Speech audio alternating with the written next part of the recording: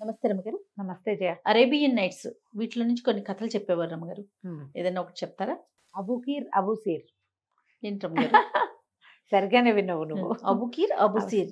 Abu వాళ్ళ common name, ఒకటి కీరు ఒకటి సీరు. ఓకే. ఇద్దరు అబ్బాయిలు.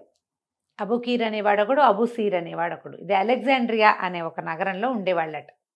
ఈ అబుకీరు కలంకారీ పనివాడు, అబుసీర్ అనేవాడు మంగలి, బార్బర్. పక్క పక్క దుకాణాలు. ఈ అబుకీర్ అనే ఈ కలంకారీ పనివాడు దొంగ. ఓ, సరే పని దొంగ వాడు. పనులు వచ్చు వాడికి, కానీ చేయడు. ఎవరైనా బట్టలు ఇచ్చి రంగేయమంటే రేపేస్తా, మాపేస్తా, ఎల్లుండేస్తా, అవతల ఎల్లుండేస్తా అని వాడికి డబ్బులు అవసరమైతే ఈ బట్టలు అమ్మేసి అవి తినేసి తాగేసి అవతల వాళ్ళు వచ్చి అడిగితే మా ఆవిడకి చాలా ప్రాబ్లంగా ఉంది, మా అత్తగారికి అసలే జబ్బు చేసింది, బట్టలు బయట ఆరేసాను, ఎవరో ఎత్తుకుపోయారు, ఏదో చెప్పేసేవాడు. కథలు చెప్పేసేవాడు. పని చేసేవాడు కాదు, కానీ వాడికి పర్ఫెక్ట్గా వచ్చు. పనివాడు కాదు, పని దొంగతనం అనమాట. పనివాడితనం ఉండి పని దొంగతనం కూడా ఉంది. మా పక్కన నేను బట్టలు ఆరేస్తే పక్కన మంగళవాడు ఎత్తుకుపోయాడని పక్కన ఉన్న వాడి మీద కూడా చెప్పేవాడు. దాంతో ఏమైంది, క్రమంగా వాడికి ఎవరు జనాలు పోట్లాటకు వచ్చేవాళ్ళు. ఓ 2 లెంపకాయలు కొట్టి తర్వాత వాడి దగ్గర నుంచి ఏమీ రాదు. దుకాణం నుంచి పీక్కుపోవడానికి కూడా ఏమి ఉండేవి కాదు వాడి దగ్గర. దుకాణం జప్తు చేయడానికి కూడా ఏముంటుంది, అక్కడేం లేవు. దాంతో పెద్ద మనిషి అయిన వాళ్ళేమో ఊరుకునేవాళ్ళు, చిన్నవాళ్ళైతే 2 తిట్లు తిట్టి 3 దెబ్బలు కొట్టి కొంచెం అల్లరి చేసి గోల్ చేసి ఊరుకునేవాళ్ళు. అట్లా పోయేది. అయితే క్రమంగా వాడి దగ్గరకు వచ్చేవాళ్ళు తగ్గిపోయి, వాడి దగ్గర ఉన్న నిలవలు తగ్గిపోయి ఏమీ లేకుండా బిచ్చం ఎత్తుకునే స్థితికి వచ్చాడు. ఏరాది అబూసీర్ అన్నవాడు మంగళవాడు తన దగ్గరకు వచ్చిన వాళ్ళకి చక్కగా పని చేయటం ఉండగా వాడికి స్నానం చేయించడము, మర్దనలు చేయటము. మంగళంటే చాలా రకాల పనులు వస్తాయి. ఆ కాలంలో మరీ ఎక్కువగా ఉండేవి. సంపాదించుకునేవాడు కొద్దిగా, చాలా కాదు వచ్చేది, ఏదో కొంచెం జాగ్రత్త పెట్టుకునేవాడు.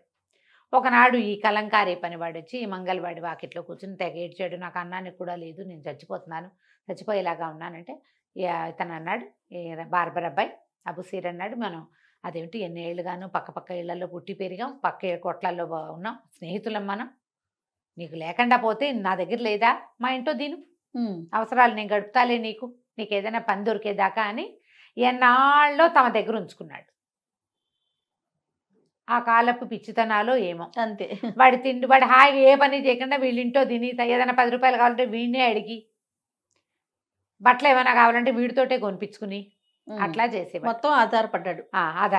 క్రమంగా అబుసీర్ పని కూడా దాచుకున్నవన్నీ అయిపోయినాయి. ఏ రోజైనా వస్తే తింటాం, లేకపోతే ఊరుకోవటం లాగా అయ్యింది. అయ్యేసరికల్లా ఒకనాడు అన్నాడు, ఏమి డబ్బులు లేవురా నాయన, నువ్వు నా మీదే ఉన్నావు, పాపం నీకు కూడా ఏమీ చేయలేకపోయేలాగా ఉన్నాను నేను అనేసరికల్లా ఈ అబుకీర్ అన్నాడు, చిచ్చి దరిద్రం ఎన్నాళ్ళరా అన్న, మన ఇద్దరం కలిసి ఏదైనా వేరే దేశం వెళ్ళిపోదాం, నా పని నేను చేసుకుంటాను, నీ పని నువ్వు చేసుకో, పడవల మీద వెళ్ళిపోదాం, ఎన్నాళ్ళ నీ ఊళ్ళో ఉంటాం, దిక్కుమాలిన ఊరు అని అనుకొని, సరే ఇద్దరికి సామాన్లు, వాడి మంగళపొది, వాడు ఒకడికే మంగళపొది, రెండో వాడికి సామాన్లు ఏం లేవు, కొత్త కొత్తగా రంగులు కొని కలపగలడు, వాడికి ఏం లేదు, ఓ చిన్న బట్టల మూట పట్టుకుని వీడు ఇద్దరు కలిసి ఏదో వేరే దేశానికి బయలుదేరుతున్న ఓ పడవ ఎక్కి వేరే దేశానికి వెళ్ళిపోయారు. ఆ పడవ మీద తినటానికి తిండి కూడా ఏర్పరచుకోలేదు వీళ్ళు, డబ్బులా ఏమీ లేవు. పడవ మీద ఓ పక్కన దానికి పడవకి డబ్బులు మాత్రమే వీళ్ళ దగ్గర ఉన్నవి. డబ్బులు ఇచ్చి పడవ ఎక్కేశారు, చెరో పక్కన కూర్చున్నారు.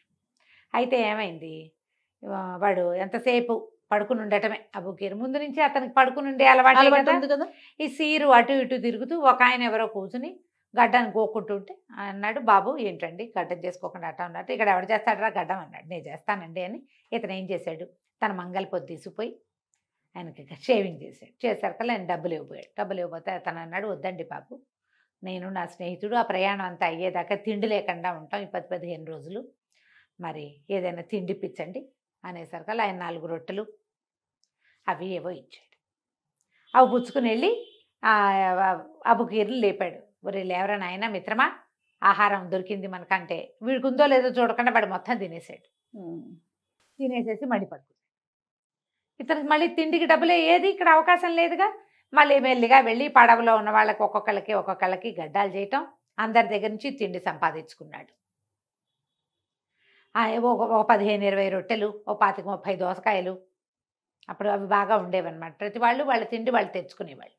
ఇక రొట్టెలు దోసకాయలు, కాస్త ఇంత వెన్న, ఆ తర్వాత ఏమో ఏవో 3-4 రకాల తియ్యటి పదార్థాలు, కొద్దిగా డబ్బులు, రూపాయలు కూడా, పావలాలు కూడా దొరికినాయి. ఓకే. పావలాలు దాచుకుని ఈ ఆహారం అంతా పట్టుకెళ్ళి స్నేహితుడి దగ్గర పెడితే వీడి కోసం ఉందో లేదో చూడకుండా వాడే తినేయటం. హ్మ్.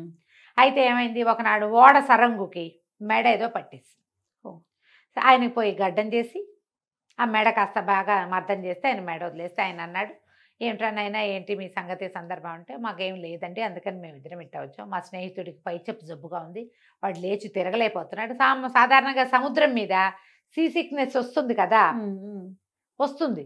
వాడు నాకు పైత్యంగా ఉంది నేను రానంటాడు. తింటాం పడుకోవటం అంతే. వీడు తెచ్చి పెడుతున్నాడు, వాడు తింటున్నాడు.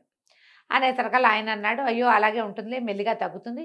ఇవాళ నుంచి సాయంత్రం పూట మీ తిండి నాతోటే, నువ్వేం సంపాదించుకుంటావు అది సంపాదించుకో, సాయంకాలం మాతో పాటు తిందువు కానీ నా కోసం వండుతారు కదా. సరంగా అంటే పెద్ద పోస్ట్ కదా, ఆయన కోసం రోజు సాయంత్రం వండుతారు, అది ఆయన పెడతాను రమ్మన్నాడు.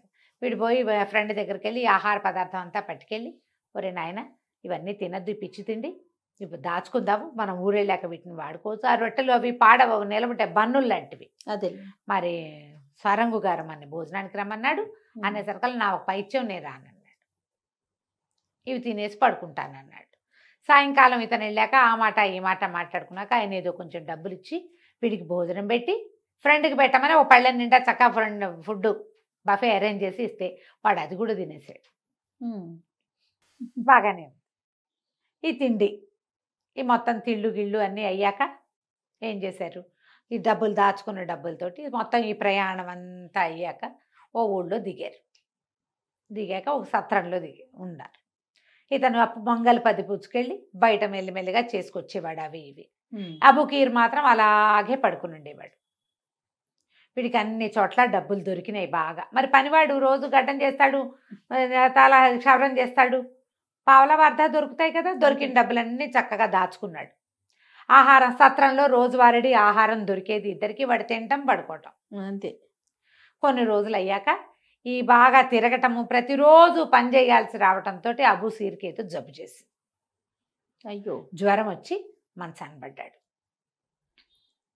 మంచాన పడితే ఏమన్నాడు, నాకు ఒంట బాగుండలేదు, కాస్త నా స్నేహితుడిని కనిపెట్టుండు, వాడికి ఏదైనా తిండి అది తెచ్చిపెట్టు అని పడకబెట్టేశాడు. ఆ దర్వానికి చెప్పాడు, సత్రంలో ఉన్న దర్వానికి. సరే ఆ రోజు తను బయటికి వెళ్ళినప్పుడు తన ఫ్రెండ్ని దేఖబాల్ చేయడానికి కూడా దర్వానికే చెప్పేవాడు, మధ్యాహ్నం కాస్త టీ తెచ్చిపెట్టు, సాయంత్రం తాగడానికి పానీయం తెచ్చిపెట్టు మావాడికని. ఆ దర్వాన్ని ఈ లోపల పడుకున్న వాడిని చూస్తున్నాడు, వీడికి ఏం పోయే కాలమో దుఃఖలా ఉన్నాడు, తినేసి పడుకుంటాడని అనుకునేవాళ్ళు కానీ ఊరుకునేవాళ్ళు. వీడు చెప్పినప్పుడు మనకేం పట్టింది అంతే. అయితే ఏమైంది, క్రమంగా ఒక 3 రోజులు 4 రోజులు ఈ అబూసీర్ లేవకపోయేసరికల్లా రోజువారీ వచ్చే ఆహారం రాక ఈ అబుకీర్ నిద్రలేచి చూసుకుని ఏం చేశాడు, అటు ఇటు వెతికి తిండేమీ లేదు. ఇతను మంగళపొదికి పక్కన చిన్న సంచిలో డబ్బులు పెట్టుకుంటే ఆ డబ్బులు మొత్తం పట్టుకెళ్ళిపోయాడు. ఈ లోపల పడిపోయి మంచాన పడి ఉన్న వాడి పరిస్థితి ఏమవుతుందో ఆలోచించాల, తన సంగతి తను చూసుకుంటాడు అంతే. వాడు బయటికి వెళ్ళిపోయి డబ్బులు బాగా ఉన్నాయి, శుభ్రంగా ఏదో దొబ్బి తిన్నాడు, ఎక్కడో చోట బాగా కొనుక్కుని తినేశాడు. బట్టలు బాగుండలేదని 4 రకాల బట్టలు కొనుక్కున్నాడు, 2 జతల బట్టలు కొనుక్కుని తిరుగుతున్నాడు ఊళ్ళో. పాపం అంతకుముందు ఈ అబూసీర్ ఊర్లో తిరుగుతూ నగరం ఎంతో బాగుంది, తిరుగుదాను రా, సాయంకాలం బయటికి వెళ్దాను రా అని ఎంత అడిగినా వచ్చేవాడు కాదు. స్నేహితుడు వాడిని పోషించాలి, వీడి లక్షణం ఇది. ఈ బయటికి వెళ్ళిన అబుకీర్ ఏం చేశాడు, తిరుగుతూ ఉంటే ఓ చోట రంగులు కలంకారీ దుకాణం కనపడి అక్కడ బట్టల కోసం చూసినప్పుడు అతను 2 గమనించాడు. ఒక తెల్ల వస్త్రాలు, నీలం వస్త్రాలు 2 రకాలే ఉన్నాయి ఆ ఊళ్ళో. ఊరంతా వైట్ డ్రెస్ వేసుకున్న వాళ్ళు, బ్లూ డ్రెస్ వేసుకున్న వాళ్ళు కనపడుతున్నారు కానీ వేరే రంగే లేదు. ఆ కలంకారీ దుకాణానికి వెళ్ళి ఒక తెల్లటి కర్చీఫులు కొనుక్కున్నాడు. వీటికి రంగు వేసి ఇవ్వమని అడిగితే బ్లూ కలర్ వేస్తానన్నాడు. వేయటానికి ఎంత, ఒక దినారం అడిగాడు. దినారం ఏమిటి, పావలాకి వేస్తాము, కర్చీఫ్కి రంగు వేయటానికి పావలా చాలు మా ఊళ్ళో అంటే నేను వేయనన్నాడు ఆయన. దినారం నీలం రంగే వేస్తాను. దినారం అంటే కనీసం అట్టటివి 10 తాన్లకు రంగేయచ్చు ఆ దినారంతో. ఓహో, అదేమిటి ఇంత ఖరీదుగా ఉంది, ఎందుకుందంటే మేము ఇక్కడ ఇంతేనన్నాడు. సరే ఎర్ర రంగు వేసి అంటే ఎర్ర రంగు లేదు. అదేం రంగు, ఎర్ర రంగు లేదు, ఓన్లీ బ్లూ. వాళ్ళకి రంగులు రావు కలపటం. అదే అప్పుడు వీడు ఏమన్నాడు, అయ్యో బోళ్ళు రంగులు ఉంటాయి, ఎన్నో రంగులు ఉన్నాయి, ఈ రంగులన్నీ కలపటం నాకు వచ్చు, నన్ను పనిలో పెట్టుకో, ఈ రంగులన్నీ నేను నీకు చేస్తా అంటే మేము బయట ఊరు వాళ్ళని పెట్టుకోమన్నాడు వాడు. నీకు రాదు, నన్ను పెట్టుకోను అంటావు. ఎట్లా? పక్క దుకాణం, ఆ పక్క దుకాణం అడిగాడు. ఎన్ని దుకాణాలైనా ఈ రంగులు వేసే వాళ్ళకి ఓన్లీ వైట్ అండ్ బ్లూ, అంతే. ఇంకో రంగు రాదు, కొత్త వాడిని వాళ్ళు పెట్టుకోరు. బాగుంది. ఒళ్ళు మండిపోయింది. ఏంటిది, ఈ పద్ధతి ఏమీ నచ్చలేదు నాకు అని చెప్పి నన్ను రాజుగారి దగ్గరికి తీసుకెళ్ళమని ఆ వాకిట్లో అక్కడ తిరిగే సైనికులను ఎవరినో అడిగారు. రాజు దగ్గరికి తీసుకుపోయారు. తీసుకుపోతే రాజు చెప్పాడు అనమాట. రాజు దగ్గరికి వెళ్ళాక, నేను రంగుల పనివాడినండి, మా దేశంలో 16 రంగులు ఉంటాయి. రంగులు 16 ఓన్లీ 2 కదా, రెడ్ వైట్ అండ్ బ్లూ అన్నాడు ఆయన. ఓహో. కాదండి, 16 రంగులు ఉంటాయి, మీ దగ్గర ఏమైనా నగలు ఉంటే తెప్పించండి అన్నాడు. నగలు తెప్పిస్తే నీలం రంగు రాయి, ఎరుపు రాయి, ఆకుపచ్చ రాయి, ఈ రంగులన్నీ బట్టల్లో దొరుకుతాయి అన్నాడు ఆయన. బట్టల్లో దొరుకుతాయి, నేను చేస్తా అనగానే ఆయన ఆనందం పట్టలేకపోయాడు. ఒక పనివాడు మన దగ్గరకు వస్తే మనం కలంకారీ వాళ్ళంతా ఎందుకు వీడిని గౌరవించలేదు అని చెప్పి, బాబు నువ్వు ఏ రకం బట్టలైనా చెయ్యి, ఏ రంగైనా వేయి, నీకేం కావాలో చెప్పు అంటే, ఒక దుకాణం కావాలి, కొందరు పనివాళ్ళు కావాలంటే వెంటనే ఆయన ఒక వాస్తుశాస్త్ర నిపుణుడిని ఒకరిని పిలిచి, ఈ అయ్యగారి వెనకాల వెళ్ళు, ఈ బజార్లో ఆయనకి ఏ కొట్టు నచ్చితే ఆ కొట్టు తీసేసుకో, ఈయనకు కావాల్సినట్టుగా చేసి పెట్టు, ఈయనకు 10 మంది పనివాళ్ళని ఇవ్వండి అని చెప్పి, ఒక 1000 వరహాలు డబ్బులు ఇచ్చి, 1000 దినారాలు ఇచ్చి, బోల్డని వస్త్రాలు ఇచ్చి, నగలిచ్చి, తిరగడానికి ఒక గుర్రం ఇచ్చి, ఉండడానికి ఒక ఇల్లు, 4 పనివాళ్ళని ఇచ్చి రంగులు వేయించమన్నారు. వీడు వెంటనే వెళ్ళి ఆ బజార్లో అతిపెద్దదిగా ఉన్న ఒక దుకాణాన్ని ఎన్నుకుని, నాకు ఇది కావాలనగానే రాజుగారి భట్లు వచ్చి ఆ దుకాణంలో ఉన్న వాళ్ళని బయటికి తోసేశారు. తోసేసి అక్కడ పెద్దగా మొత్తం ఉన్నవన్నీ పడగొట్టేశారు. ఇతను చెప్పాడు, ఇంత పెద్ద పెద్ద హాల్స్ కావాలంటే పెద్ద పెద్ద హాల్స్ లాంటివి కట్టారు. అక్కడి నుంచి ఇవి తొట్టెలు, రంగులు కలపడానికి బోల్డ్ రకాల తొట్టెలు. ఇతను తన దగ్గర ఉన్న కొద్దిపాటి సొమ్ముని ఖర్చు పెట్టి రంగులకు కావాల్సిన కెమికల్స్ అన్నీ కొనుక్కున్నట్టు. కెమికల్సే కదా కలర్స్. తర్వాత కొన్ని రకాల పదార్థాలు కొన్నాడు. కొని ఈ కుర్రాళ్ళు 10 మందిని ఇచ్చారుగా పనివాళ్ళు, వాళ్ళకి ఏ రంగు ఎలా కలపాలో నేర్పించాడు. ఒక 2 నెల పట్టింది, 1 మంత్ పైనే పట్టింది ఈ పనికి. మరి ఇల్లు కట్టడం అవన్నీ పడతాయి కదా. తర్వాత ఏం చేశాడు, అన్ని తొట్టెల్లో రకరకాల రంగులు కలిపి రాజుగారు కొన్ని వేల తాన్లు పంపించాడు వీడికి. ఒక్కొక్క తాన్ని ఒక్కొక్క రంగులో ముంచి అన్ని తాన్లు బయట ఆరేయించాడు. ఊరి వాళ్ళంతా డంగైపోయారు, ఏమిటి బట్టలని. వాళ్ళకి తెలియదు, బ్లూ అండ్ వైటే తెలుసు. కొన్ని ఎరుపు, పసుపు, లేత ఎరుపు, లేత పసుపు, నలుపు, నీలం. వాళ్ళు తెలిసింది ఒక బ్లూయే. ఇక్కడ 36 బ్లూలు ఉన్నాయి, ఆకుపచ్చలు, పసుపచ్చలు. అసలు రాజుగారు అయితే అసలు ఆయన ఆనందం చెప్పనలవి కాదు. ఆ బజారంతా రంగులు మయమైపోయింది. 3వ రంగు తెలియని వాళ్ళకి ఇన్ని రకాల రంగులు కనపడేసరికి ఎంత ఆనందించేశాడో ఆయన. ఇహ కలంకారీ దుకాణం పెరిగిపోయింది. వీడి జీవితం ఇలా అయిపోయింది. అక్కడ వాడేమయ్యాడో చూద్దాం, అక్కడికి వెళ్దాం. అక్కడ ఏమైంది, 4-6 రోజుల పాటు ఆ గదిలో నుంచి ఎవ్వరూ బయటికి రాల. ఈ అబుకీరుగాడు డబ్బులు పుచ్చుకుని వెళ్ళిపోయిన తర్వాత ఒక 4-5 రోజులు గడిచిపోయాక ఆ దర్వానికి డౌట్ వచ్చింది. ఏంటి ఎవడు వెళ్తున్నట్లేదు, వస్తున్నట్లేదు, డబ్బులు ఇవ్వకుండా లేచక్కపోయారా వీళ్ళు, అసలు ఎవరైనా ఉన్నారా చూద్దామని తలుపు తీసుకుని వస్తే ఏముంది, శల్యావశిష్టంగా మంచానికి అంటుకుపోయి పాలిపోయి చచ్చిపోవడానికి సిద్ధంగా బూడిద రంగులో ఉన్నవాడు ఒకడు. ఆ గదిలో ఆహారం లేదు, గాలి లేదు, వెలుతురు లేదు. ఆయన దీపం వెలిగించి తీసుకొచ్చి చూస్తే ఏముంది, చచ్చిపోవడానికి సిద్ధంగా ఉన్నాడు. గబగబా ఆయన ఏం చేశాడు, కొంచెం జావ కల్పించి తీసుకొచ్చి చచ్చిపోయేలా ఉన్నవాడికి జావ పట్టించి లేవదీసి కూర్చోబెట్టి, నాయన ఏమిట్రా నీ సంగతి అంటే, డబ్బులు ఉన్నాయండి, అక్కడెక్కడ ఉన్నాయి, డబ్బులు లేవు, గిబ్బులు లేవు, మంగళపది ఒకటే ఉంది. ఆయనకు అర్థమైంది ఆ 2వ వాడు వీడిని మోసం చేసి పారిపోయాడని. కానీ ఆ దర్వాను అంతకు ముందంతా వీళ్ళిద్దరు స్నేహితులు ఇక్కడ వచ్చి ఉంటే, ఒకడు పనిచేసి 2వ వాడిని పోషించింది 1 నెల రోజులు, 2 నెలలు, 3 నెలలు చూశాడు. ఆయన చూశాడు కదా. అందుకని ఆయన ఏం చేశాడు, నువ్వేం డబ్బుల గురించి బాధపడు, సంపాదించాక ఇద్దు కానీ వైద్యం చేయించుకొని ఓ వైద్యుడిని పిలిపించి వైద్యం చేయించి రోజు ఇతనికి జావా, తిండి, తిప్పలు, పథ్యం, పానం చూశాడు. 1 నెల దాటాక ఏం కోలుకున్నాడు. కోలుకొని మెల్లిగా మళ్ళీ మంగళపది పుచ్చుకుని పనికి బయలుదేరాడు. ఆ నగర్లో అక్కడికి ఇక్కడికి తిరిగి 4 రాళ్ళు వెనకేసుకున్నాడు. మళ్ళీ పనిలో పడ్డాడు. 2 నెలలు 3 నెలలు గడిచిపోయింది. ఒకనాడు ఏమైంది, బట్టలన్నీ పాత గుడ్డలు అయిపోయినాయి. ఏమైనా బట్టలు కొనుక్కుందామని కలంకారీ దుకాణాల వైపుకు వెళ్ళాడు.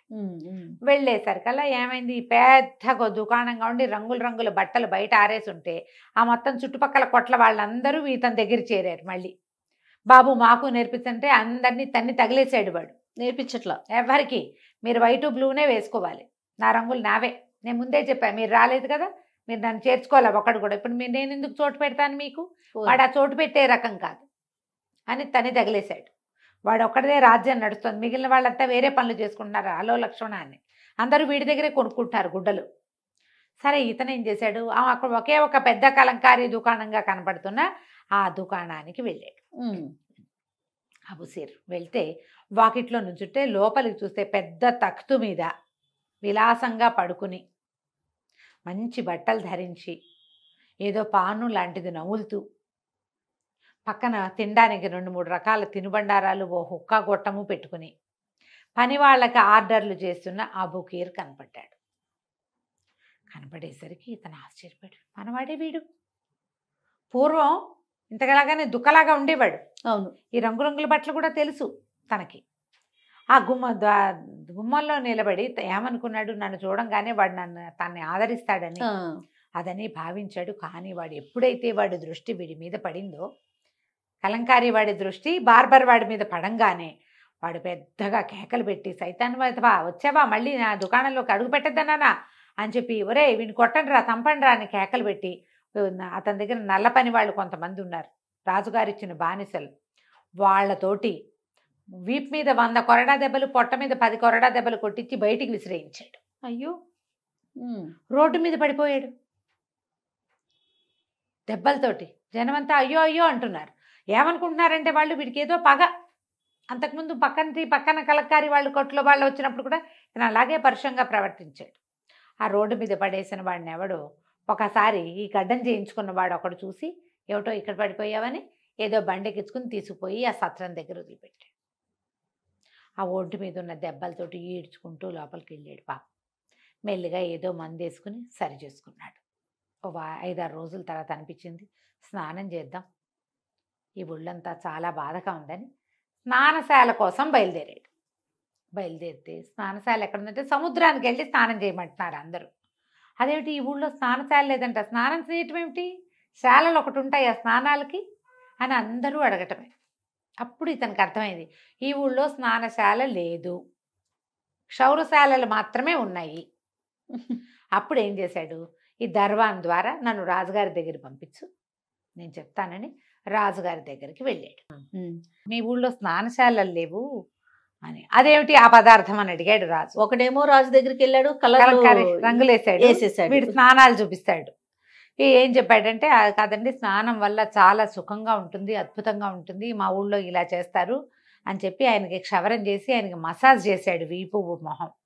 ఆయన ఏంటి ఇట్లా గాల్లో తేలిపోతున్నట్టుంది, నాకు దీనికి ఇలా బాగుంటుంది, స్నానం చేస్తే ఇంకా అద్భుతంగా ఉంటుంది, ఫలానా ఫలానా ఉండాలి, అవి ఉండాలి, ఇవి ఉండాలి, అలా ఉండాలి, దాని అనుభవం ఇంత అంతా కాదు, సముద్రంలో స్నానం చేస్తే ఏమొస్తుంది అని డామ్ అని చెప్పేసరికి రాజుగారు చాలా ఆశ్చర్యపోయి, దేవుటి మా దేశంలో ఇలాంటివి లేవు, అంత వెనుకబడిన దేశం, వాళ్ళకి డబ్బులున్నాయి, నగరం అందంగానూ ఉంది, ఇవి తెలియదు వాళ్ళకి, సాంకేతికత లేదు. అందుకని నువ్వు చేదు కానీ ఇదంతా అని ఇళ్ళు వాకిళ్ళు అన్నీ ఇచ్చాడు. వీడికి కూడా పెద్ద ప్లేస్ ఇచ్చాడు, నీకు ఎలా కావాలంటే అలా కట్టించుకో అని చెప్పి మళ్ళీ ఒక వాస్తు శాస్త్రజ్ఞుణ్ణి కొంతమంది పని వాళ్ళని ఇచ్చాడు. ఇస్తే ఇతను చాలా పెద్దది తయారు చేయించాడు. లోపలికి వెళ్ళంగానే సుగంధ ద్రవ్యాలు వాసనలు రావటం, ఘుమఘుమలాడుతూ ఉండటం, చల్లగా ఉండటం, లోపల ఆవిరి రావటం, ఆవిరి స్నానం, తొట్టె స్నానం, నూనె స్నానం, మర్దన్లు, 10 మంది కుర్రాళ్ళకి ట్రైనింగ్ ఇచ్చాడు మసాజులకి. ఫస్ట్ టైం ఓపెనింగ్ రోజున రాజుగారు వచ్చి రాజుగారిని లోపల తీసుకొచ్చి ఆయన్ని ఆవిరిలోకి పంపించి తర్వాత బాగా నూనె మర్దం చేసి తర్వాత మడ్ ప్యాక్ వేసి తర్వాత హాట్ వాటర్ బాత్ చేయిస్తే రాజుగారు ఎలా అయిపోయాడంటే, నా జీవితంలో ఎరగను నేను. రాజుకు ఒక గ్లాస్ పానీయం కూడా, ద్రాక్షారసం, ఈ స్నానాలు చేసినప్పుడు తాగటానికి ఒక ప్రత్యేకమైన జ్యూస్ విధానం ఉంది, అది కూడా ఇచ్చాడు. రాజు ఎంతో సంతోషించి ఒక 1000 వరహాలు 1000 దినారాలు ఇచ్చేశాడు. ఈ స్నానానికి ఎంత ఖరీదు, 1000 దినారాలు అంటే తను ఒప్పుకోలే. అట్లా కాదండి, అలా పెట్టకూడదు, మీరు శక్తి గలవారు కాబట్టి మీరు ఇస్తారు, బీదా బిక్కి జనం వాళ్ళకు కూడా వారానికో 10 రోజులకో నెలకో ఒక రోజు స్నానం చేయాలని ఉంటుంది, 1000 అంటే వాళ్ళు ఎట్లా ఇస్తారు, ఎవరెంత ఇవ్వగలిగితే అంత ఇస్తారు, అలా కాదు ఎంతో కొంత వేరే అమౌంట్ పెట్టుకుంటాను నేను, ఇట్లా మీరు ఇచ్చారని అందరినీ 1000 ఇమ్మనకూడదు, అది కాదన్నాడు. కాదనేసరికి సరే ఆయన వజీర్లు వాళ్ళు వీళ్ళు అందరూ కూడా పోటీలు పడ్డారు. తలా ఒక 100 దినారాలు ఇచ్చి తలా ఒక బానిసని ఇవ్వండి వీడికి అని చెప్పి ఎంతోమంది బానిసలను ఇస్తే వీళ్ళందరినీ నేనేం చేసుకోనండి అన్నాడు. ఆయనకి పొట్ట చెక్కల ఎంత నవ్వొచ్చింది రాజుగారికి. సరేలే మా బానిసలు మేమే కొనుక్కుంటామని ఒక్కొక్క బానిసకి 1000 1500 చొప్పున ఇచ్చి మళ్ళీ బానిసలను కొనుక్కుని ఆ డబ్బంతా ఇచ్చారు. నాకు ఇంతమంది అక్కర్లా, నాకు ఇంట్లో సహాయం చేయడానికి 2 మనుషులు చాలు, ఓ బండి ఇస్తామన్నారు, ఓ 2 గుర్రాలు ఇస్తామన్నారు, ఇవ్వండి. ఇక్కడ పని చేయడానికి కుర్రాళ్ళైతే వాళ్ళు కూడా నేర్చుకుంటారు, ఇంకో 2-3 స్నానశాలలు ఈ నగరంలోనే ఏర్పరచుకోవచ్చు, వేరే ఎవరైనా ఈ పెట్టదలుచుకుంటే వ్యాపారంలాగా అది కూడా చేసుకోవచ్చు అని చెప్పి మొదలుపెట్టాడు. వీడికి అందరికి సహాయం చేసే గుణం అలాంటిది. అక్కడి నుంచి 10-15 మంది 20 మంది కుర్రాళ్ళని ట్రైనింగ్ ఇచ్చాడు. ఇబ్బడి ముబ్బడిగా స్నానాలు జరుగుతున్నాయి, జనాలంతా వస్తున్నారు, 100 ఇచ్చేవాళ్ళు ఉన్నారు. ఒక్కొక్కడు అనారోగ్యంతో ఉన్నాను, నాకు చాలా బాధగా ఉంది, ఈ స్నానం చేస్తే హాయిగా ఉంటుందేమో అని నమ్ముతున్నానంటే ఏం పర్వాలేదు చేసేద్దు కానీ, నువ్వు కాకపోతే ఇంకోటి ఇస్తాడు డబ్బులని వాడికి ఫ్రీగా కూడా చేయిస్తాడు వీడు. శుక్రవారాలు ఫ్రీ, మొదటి 3 రోజులు ఫ్రీ ఇచ్చాడు. ఊరంతా వచ్చి తండోపతండాలుగా చేయించుకున్నారు, పెద్దవాళ్ళు చిన్నవాళ్ళు తేడా లేకుండా. అలా ఉండేదే రమ్మగారు స్నానానికి. ఆ ఊళ్ళల్లో స్నానం అది వాళ్ళకి. మనం అరేబియన్ కథల స్నానశాలలకు వెళ్తాం అనేది చూస్తాం, స్నానానికి వెళ్ళకూడదు, వెళ్ళాలని వెళ్ళకూడదని ఇలా సిద్ధాంతాలు ఉన్నవి కూడా ఉంటాయి. అసలు స్నానమే లేదుట వాళ్ళ జీవితంలో, చాలా తక్కువ. అంటే మరి నిజమో కాదో తెలీదు, వాళ్ళ లైఫ్ స్టైల్. ఇప్పుడు కూడా మనకులాగా రోజు పొద్దున్నే స్నానం చేయటం, ఎక్కడికైనా వెళ్తే ఫ్రెష్గా స్నానం చేసి వెళ్ళటం, ప్రార్థనకి స్నానం చేసి ప్రార్థన అది లేదు. వీళ్ళ విధానం వేరు, వాళ్ళకి ఏదో వజు అని వాష్ చేసుకునే విధానం ఉంటుంది, అది చేస్తారు తప్ప మనలాగా కాదని అంటారు. అవునో కాదో తెలీదు. అరేబియన్ కథల్లో మాత్రం పుష్కలంగా కనపడతాయి అవి. అదేలేండి. అక్కడి నుంచి ఇంకేముంది, బాగా సంపాదన పరుడయ్యాడు. ఇతను గల్లాపెట్టి దగ్గర కూర్చునేవాడు, ఎవరు ఎంత ఇస్తే అంత తీసుకునేవాడు. ఎవరైనా పని వాళ్ళని ఇస్తాం, అత్తర్లు ఇస్తాం, నూనెలు ఇస్తాం, మాది నూనె దుకాణం, నాకు స్నానం చేయొచ్చు, నీకు పుంఖాలుగా నూనె పంపిస్తా డబ్బాలంటే అవి కూడా తీసుకునేవాడు. రకరకాల అత్తర్లు తయారు చేసుకునేవాడు అతను.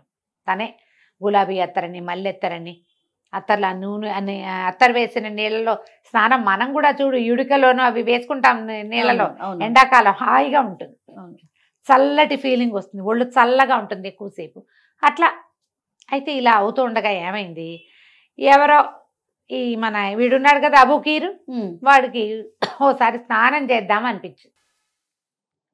తీరా అక్కడికి వచ్చి చూస్తే ఏముంది, వీడు అబూసీరే నిర్ఘాంతపోయాడు. ఏమైపోయావు ఇన్నాళ్ళు అని వెళ్ళి కావలించుకున్నాడు. కావలించుకుంటే అబూసీర్ అన్నాడు, నేనేమైపోవటం ఏమిటి, 4 నెలల నాడు నీ దుకాణం వాకిట్లోకి వస్తే నన్ను కొట్టావు కాదా, నువ్వు 100-110 దెబ్బలు కొట్టి పంపించావు, నువ్వు మర్చిపోయావు అనుకున్నాను నన్నంటే వలవలా ఏడ్చాట అబూకీర్. ఏడ్చి, అయ్యో నేను నిన్ను గుర్తుపట్టలేదు, అప్పుడు నువ్వేదో జబ్బు చేసి పాలిపోయినట్టు, అలా పాలిపోయిన రంగులో ఉండేవాడు ఒకడు ఎంతసేపు వచ్చి దుకాణంలో వస్తువులు దొంగతనానికి వచ్చేవాడు, వాడనుకుని నిన్ను కొట్టించా, అంతేకాని నువ్వని నాకు నేను గుర్తుపట్ల, ఇప్పుడు నువ్వు మనిషిలా కనపడతావు, అప్పుడు నువ్వు నాకు నీలాగా నాకు కనపడలేదు అని కావలించుకున్నాడు. మన స్నేహితులం కదా, అది కాదా ఇది కాదా అన్నాడు. నువ్వేం చేస్తున్నావంటే ఇదిగో ఇది పెట్టుకున్నా అంటే కలంకారీ వాడి కనిపించింది, నాకంటే వీడే ఎక్కువ సంపాదిస్తున్నాడే స్నానం చేయిస్తూ అనిపించింది. అక్కడి నుంచి స్నానం చేయడానికి వచ్చానంటే నేనే స్వయంగా చేయిస్తానని ఈయన ఒళ్ళు మర్దం చేసి తన స్నేహితుడికి బ్రహ్మాండంగా స్నానం చేయించి సుల్తాన్కి ఇచ్చినట్టుగా జ్యూసు ద్రాక్షాసవం కూడా పట్టుకొచ్చి ఇచ్చాడు. స్నానాలకు వచ్చిన వాళ్ళంతా ఆశ్చర్యపోయారు. అతను ఎవ్వరికీ చెయ్యడు, అబూసీర్ ఎవ్వరికీ చేయట్లా, ఒట్టి రాజుగారు వచ్చినప్పుడు మాత్రమే చేతులకి పని అతనికి. రాజుగారికే జ్యూస్ బాటిల్ గ్లాస్ అందిస్తాడు, అలాంటిది ఇప్పుడు స్నేహితుడికి అందిస్తున్నాడు, ఓహో అని ఆశ్చర్యపోయారు. రోజులు గడిచాక అబూకీర్ అన్నాడు, నువ్వు ఇదే చేస్తున్నావా, మన ఊళ్ళో మరి రోమహారిణి అంటే ఒంటి మీద బాడీ హెయిర్ రాలిపోయేందుకు ఒకటి ఉంది కదా, ఉల్లిపాయ పాషాణము నూరి చేస్తాము, అది చేయట్లేదా, రాజుకి ఈసారి చేసి చూపించు, ఆయన చాలా సంతోషిస్తాడు అంటే నేను ఈ మధ్య ఎప్పుడూ చేయలేదు, అది మర్చిపోయాను నేను అన్నాడు అబూసీర్. మర్చిపోయానంటే ఈ అబూకీర్ చెప్పాడు, అదేమిటి నాకు గుర్తుంది, ఉల్లిపాయ పాషాణము వేసి నూరాలి, పాషాణం అంటే విషం అన్నమాట, అవి 2 వేసి నూరాలి, నూరితే అది తయారవుతుంది, దాని కాళ్ళ మీద రాస్తే ఇట్లా హెయిర్ అంతా రాలిపోతుంది, బాడీ హెయిర్ తీసేసుకోవాలని ఉంటుంది కదా, క్షవరం ఎక్కర్లేకుండా ఇది ఈజీగా ఉంటుంది, చేసి చూడని వీడిని ఎంకరేజ్ చేశాడు. అతను అక్కడ ఉండగానే ఉల్లిపాయలు పాషాణము అని తెప్పించాడు. మర్నాడు రాజుగారి స్కెడ్యూల్ ఇక్కడికి రావడానికి స్నానానికి ఇతనేమో ఇది రెడీ చేసి పెట్టుకున్నాడు. ఇక్కడి నుంచి వచ్చిన అబుకీరు పరిగెత్తుకుంటూ రాజుగారి దగ్గరికి వెళ్ళిపోయి మేము స్నానశాలని ఒకడికి అవకాశం ఇచ్చారు, వాడు శత్రురాజుల గూఢచారి, నాకు వాడు బాగా తెలుసు, వాడు కావాలంటే రేపు మిమ్మల్ని చంపటానికి మీ మీద ఒక ఇది చేయబోతున్నాడు. అది ఇట్లా రాసేసరికి వెంట్రుకలు ఊడిపోయి తర్వాత పుండు పడిపోతుంది, అదంతా స్కిన్ అంతా, తర్వాత మీరు చచ్చిపోతారు, మీ మీద ఈ కుట్ర జరుగుతుందని రాజుకి ఎక్కించాడు. రాజు నిర్ఘాంతపోయాడు. అవురవురా 3 నెలల నుంచి వీడి దగ్గర స్నానం చేస్తూ చాలా హాయిగా ఉందనుకున్నానే, నెల స్కెడ్యూల్ పెట్టుకుని వెళ్తున్నాను, నెల ఎలాగంటే 15 రోజులకు ఒకసారి పెట్టుకున్నాడు. రేపు స్కెడ్యూల్ ఉంది, రేపు నన్ను చంపేస్తాడా అని చూసి సరే ఒక మంత్రిని పట్టుకొచ్చాడు తనకు తోడు. మర్నాడు పొద్దున రాజుగారు మంత్రి ఇద్దరు వెళ్ళారు. ఈ అబూసీర్ సరదా పడ్డాడు, మీరు వచ్చారా, మీకోసమే చూస్తున్నాను, మీకోసం ఒక ప్రత్యేక పదార్థం చేస్తాను, మిమ్మల్ని సర్ప్రైజ్ చేస్తాను అన్నాడు. ఈ రాజుగారు సుల్తాను సరే ఆ సర్ప్రైజ్ ఏదో ముందు మంత్రి మీద చేసి చూపించంటే అలాగేనని ఈ అబూసీరు లోపలికి వెళ్ళి ఆ రోమహారిని ఉంది కదా, ఏమంటారు మన అన్వాంటెడ్ హెయిర్ రిమూవర్ తెచ్చి మంత్రి గారి పిక్కల మీద రాసేసరికి పిక్క మీద హెయిర్ అంతా రాలి పడిపోయింది. పడిపోగానే రాజుకు తెలిసిపోయింది, ఇదే విషయం నన్ను చంపడానికి ఏర్పరిచింది. గట్టిగా కేకలు పెట్టి ఈ ద్రోహిని బంధించండి, ఉడికే సున్నపురాళ్లతో కాలే సున్నపురాళ్లతోటి వీడిని సంచిలో వేసి కట్టి వాటిని సముద్రంలో పడేయండి అని కేకలు పెట్టాడు. అబూసీర్కి ఏం జరుగుతోందో తెలియలా. అతనికి అన్నీ అర్థమయ్యే లోపల అతన్ని మూతి బిగిచేసేసారు, కట్టేసేసారు, తీసుకుపోయి జైలు పడేసేసారు. అయ్యో. రాజుగారు ఏం చేశాడంటే సముద్రం దగ్గర రేవు దగ్గర ఒక అధికారి ఉంటాడు, సముద్రపు రేవుల దగ్గర. ఆ రేవు దగ్గర అధికారిని పిలిచి వీడు ఒకడు వస్తాడు, ఒకడిని పంపిస్తాం, వాడిని సున్నపు రాళ్ళు కాల్చి ఆ కాల్చిన సున్నపు రాళ్లతో సహా ఒక సంచిలో వేసి మూట కట్టి సముద్రంలో బారే. ఆ ఉడికే సున్నపు రాళ్ళు ఈ ఉప్పు నీళ్లు తగిలి కాలిపోతాయి, వీడు లోపల ఉన్నవాడు చచ్చిపోతాడు. వాడు అప్పుడు నిప్పుతో నీరుతో రెండింటితోటి చచ్చిపోయినట్టు అవుతుంది. వాడికి ఆ శిక్ష ఇస్తున్నాను నేను, నువ్వు సాయంత్రానికి వాడిని అందులో పడేసేటప్పుడు నాకు చూపించాలి, నేను చూసేలాగా పడేయాలి. రాజుగారి తాలూకు అంతఃపురం ఒక కిటికీ సముద్రపు రేవు వైపు ఉంటుంది, ఆ రేవు మీద ఏదైనా చేస్తుంటే ఈయన కనపడుతుంది, దుర్బిని పెట్టి చూస్తాడు ఆయన. నా ఆజ్ఞ తీసుకుని వాడిని అందులో పడేయమంటే సరేనన్నాడు. వాడు ఒప్పుకున్నాడు. ఈ అబూసీర్ని రేవుకు పంపించారు. ఆ రేవు వాడెవరు, పూర్వం ఒక ఓడకి సరంగుగా ఉండేవాడు అతను. ఓడ సరంగుగా ఈ ఊరొచ్చి తర్వాత రాజుగారి ప్రాపకం సంపాదించి రేవుకి అధికారి అయ్యాడు. ఇటీవల నెల క్రితమే, 2 నెలల క్రితం వాడి ఇక్కడికి స్నానానికి వచ్చాడు. సరంగుగా ఉన్నప్పుడు నా దగ్గర అట్టే డబ్బులు లేవు, నాకు ఇట్లా వీపులో అక్కడ పట్టేసి నొప్పిగా ఉందంటే ఈ అబూసీరు తనే స్వయంగా వాడికి మర్దం చేసి వాడిని నొప్పి పోగొట్టి వాడి దగ్గర డబ్బులు తీసుకోవాలి. ఒక ఓడ సరంగు దయవల్లే ఈ ఊరు వచ్చాను నేను, ఆ ఓడ సరంగుల దగ్గర వాళ్ళ దగ్గర నేను డబ్బులు తీసుకోను, నేను నొప్పి తగ్గింది కదా నాకు అంతే చాలు అని చెప్పి ఆ పూట భోజనం కూడా పెట్టి పంపించాడు. అతను ఇప్పుడు రేవుకి అధికారిగా ఉన్నాడు. అతను నిర్ఘాంతపోయాడు అబూసీరుని చూసి. బాబు నువ్వు ఏ నేరం చేసి ఇందులోకి వచ్చావో నాకు తెలియట్లా, నీ అంత మంచివాడిని నేను అసలు చూడలేదు, రాజహత్య నేరం మీద వేసే శిక్ష వేశారు నీకు, నేను ఉడికే సున్నపురాళ్లతో కాలిపోతున్న సున్నపురాళ్లతోటి నిన్ను కట్టి పడేయాలి, నేను నిన్ను తప్పిస్తా, నువ్వు నాకు చేసిన సహాయం చిన్న సాయం కాదు, నెలల తరబడి బాధపడుతున్న వీపు నొప్పితో అది నువ్వు పోగొట్టావు, నువ్వు తప్పించుకో, ఈ రేవులో ఉండిపో, ఇక్కడ ఎవరికి కనపడవు, నువ్వు దీనికి లోపల భాగాల్లోకి వెళ్ళిపోవచ్చు, అక్కడ చేపలు పట్టుకుని బతుకుదు కానీ, ఏదైనా ఒక పడవ వచ్చినప్పుడు నేను నిన్ను పంపించేస్తా, ఇక్కడి నుంచి వెళ్ళిపోదు కానీ అని చెప్పేసరికల్లా అబూసీర్కి అర్థం కాల అసలు ఏం జరుగుతోంది. ఈ లోపల రేవతికి అన్నాడు, నువ్వు లోపలికి వెళ్ళి కూర్చో, నువ్వు అవతలపైకి వెళ్ళిపో, ఇక్కడ నుంచి నేను రాజుగారు చెప్పిన శిక్ష అమలు చేసేస్తానని సున్నపురాళ్ళు తెప్పించి ఓ సంచిలో వేసి రాజుగారికి సైగ చేశాడు. ఓ సంచి సున్నపురాళ్ళు ఉన్నాయి, అందులో ఇంకేదో ఉంది, వీడి బాడీ ఏనని రాజుగారు అనుకున్నాడు. రాజు యొక్క చెయ్యి ఊపుతూ ఉండగానే ఈ సంచిని నీళ్ళలోకి తోయించేశాడు రేవధికారి. అబూసీరే ఆ సముద్రంలో పడిపోయాడని నమ్మాడు రాజుగారు. అప్పుడు ఆయన చెయ్యి ఇట్ట ఊపుతున్నప్పుడు రాజుగారికి ఒక ప్రత్యేకమైన ఉంగరం ఒకటి ఉంది, అది ఎప్పుడు మధ్యవేలకు పెట్టుకుంటాడు ఆయన, అది దానికి మహిమలు ఉన్నాయని దానివల్లే ఈయన రాజుగా ఉన్నాడని చాలా నమ్మకం ఉంది ఆ ఊళ్ళో. రాజు కూడా ప్రత్యేకమైన నమ్మకమే. ముందు రోజు స్నానాల కోసమని ఉంగరాన్ని తీసాడు ఆయన, స్నానానికి వెళ్ళాడు కదా, ఉంగరాన్ని తీసి ఈ విసుగులో మధ్య వేలికి పెట్టుకోకుండా చిటికెన వేలికి పెట్టుకుని దాన్ని ఉంగరపు వేలికి పెట్టుకున్నాడు. ఇదేమో వదులుగా ఉంది. ఆయనకి దిగులు పుట్టింది కదా, 3 నెలలుగా స్నాన సుఖం అనుభవిస్తున్నాడు. వాడు సడన్ గా ఇంత పని చేశాడు, వాడు శత్రువులు గూఢచారేసరికల్లా లోపల ఒక ప్రెషర్ పుట్టదు. ఆ ప్రెషర్ లో ఈ ఉంగరాన్ని ఈ వేలికి తగిలించకుండా పక్క వేలికి తగిలించాడు. ఈ వేలు పెద్దది, ఈ వేలు చిన్నది. ఈయన చెయ్యి ఊపుతున్నప్పుడు ఈ ఉంగరం కాస్త సముద్రంలో పడిపోయింది. లబోదిబో ఉంగరం పోయిందని తెలిస్తే అసలు ప్రజల్లో గౌరవం కూడా పోతుంది. అది మహిమగల ఉంగరం అని అది ప్రవక్తే ఇచ్చాడని నమ్ముతారు. ఆయన రాజుగారు ఇంకా దిగులుగా ఉన్నాడు. ఆ ఉంగరం సముద్రంలో పడిపోయింది. ఇక జరిగేది అక్కడికి అయిపోయింది. ఈ అబూసీర్ ఏం చేస్తున్నాడు, అటువైపు రేవులో కూర్చుని చేపలు పట్టుకునేవాడు. చేపలు పడితే రోజువారీ ఇక్కడి నుంచి ఈ రేవులో చేపలు పట్టి రాజుగారికి పంపాలి. చేప కూర తిని చాలా రోజులైంది. వీళ్ళకి చేపలు పట్టిస్తే ఏదో కనీసం ₹1 సంపాదన అయినా ఉంటుంది. మరి ఆస్తంతా పోయింది. స్నానశాలలో సంపాదించిన డబ్బంతా అక్కడే ఉండిపోయింది. వాడు ఇంకా ఏం చేశాడు, రాణిగారు కూడా ఆ స్నాన సౌఖ్యం అనుభవించాలనుకుంటే ఆవిడికి శుక్రవారం సాయంత్రం పూట స్నానానికి వచ్చే ఏర్పాటు చేశాడు. ఆవిడ కోసమనే 2-3 ఆడపిల్లలకి మసాజులు ప్రాక్టీస్ చేయించాడు. ఆడవాళ్లే వచ్చినప్పుడు డబ్బులు వసూలు చేయడానికి ఒక ఉన్నత కుటుంబీకురాలైన ఒక స్త్రీని శుక్రవారం సాయంత్రం కూర్చోబెట్టే ఏర్పాటు చేశాడు. ఆ విధంగా ఎంత సంపాదించాడో అతను.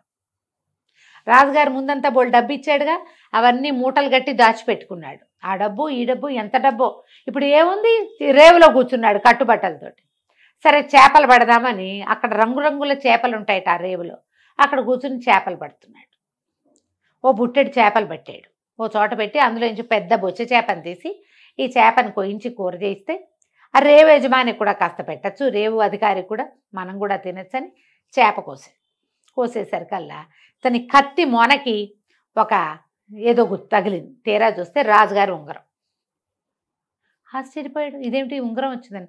ఆ ఉంగరం వేలికి పెట్టుకున్నాడు. వేలికి పెట్టుకుని దాన్ని వండాడు. ఆ చేపని కొన్ని చేపలు పంపేశాడు. ఈ చేపని కాల్చాడు. కాల్చేసరికల్లా రేవు అధికారి చీకటి పడేసరికల్లా ఆయన వచ్చాడు. మరి కుశలం కనుక్కోవాలి కదా, పగలల్లా ఒకడే ఉన్నాడు. ఇద్దరు కూర్చుని చేప ముక్కలు తింటుంటే ఆయన చూశాడు వేలికి ఉంగరం. అరే ఈ ఉంగరం ఎక్కడిది నీకు అన్నాడు. ఈ చేపకు వస్తుంటేనే దొరికింది.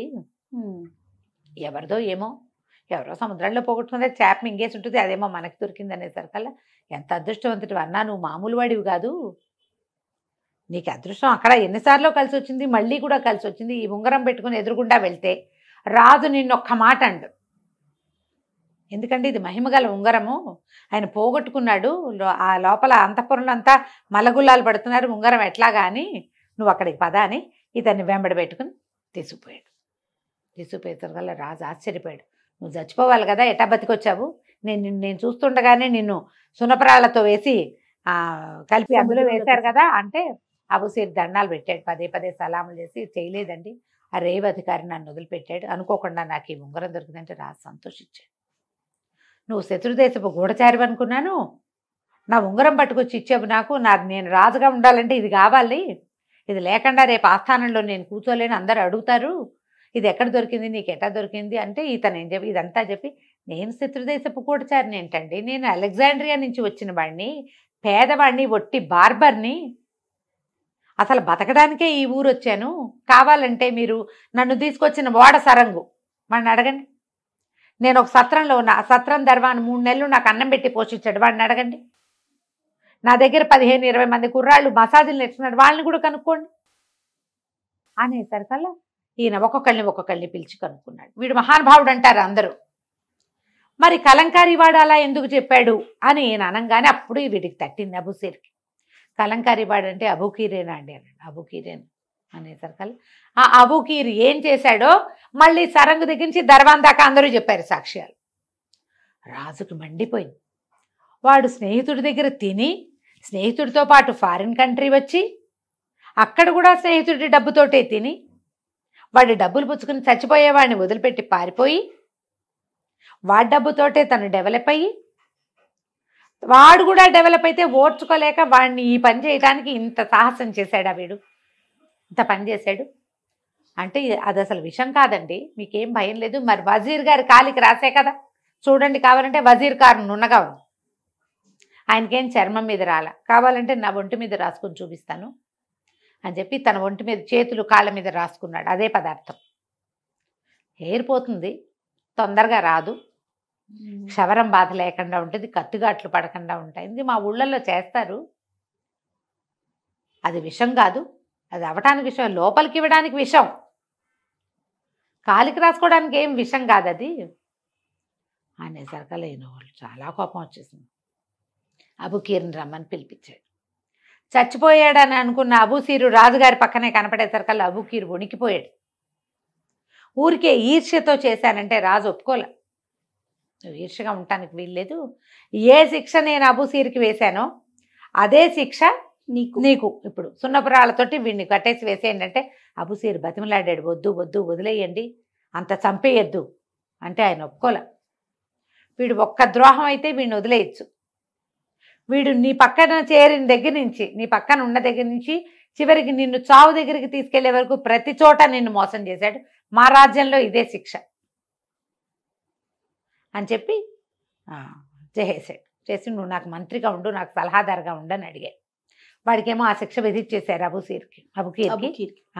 అవి ఉండమంటే నేను ఉండనండి, నా స్నేహితుడు ఇక్కడ మరణించాడు, వాడు నాతో పాటు వచ్చాడు, నాకు ఇక్కడ ఉండటం ఇష్టం లేదు, నన్ను మా ఊరు పంపించేసేయండి అనేసరికి రాజుగారు సరేనని వాడు ఏర్పరిచిన స్నానశాల ఏర్పాట్లు తమే ఉంచుకుని ఇతనికి బోలెడంత డబ్బిచ్చి, ప్రత్యేకంగా ఓ పడవ మాట్లాడిచ్చి, ఇతను దాచుకున్న డబ్బుతో పాటు బోల్డంత డబ్బిచ్చి, కొంతమంది బానిసల్ని వాళ్ళని ఇచ్చి ఆ ఊరు పంపించాడు.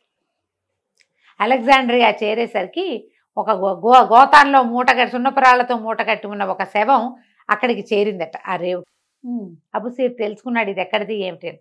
తన స్నేహితుడిని ఆ రేవులోనే భూస్థాపితం చేసి డబ్బు దశకం పుచ్చుకొని ఇంటికి వెళ్ళిపోయాడు. తర్వాత పెళ్లి చేసుకుని సుఖంగా ఉన్నాడు. కథ కంచికి మనం ఇంటికి. బాగుందండి. నమస్తే. నమస్తే చే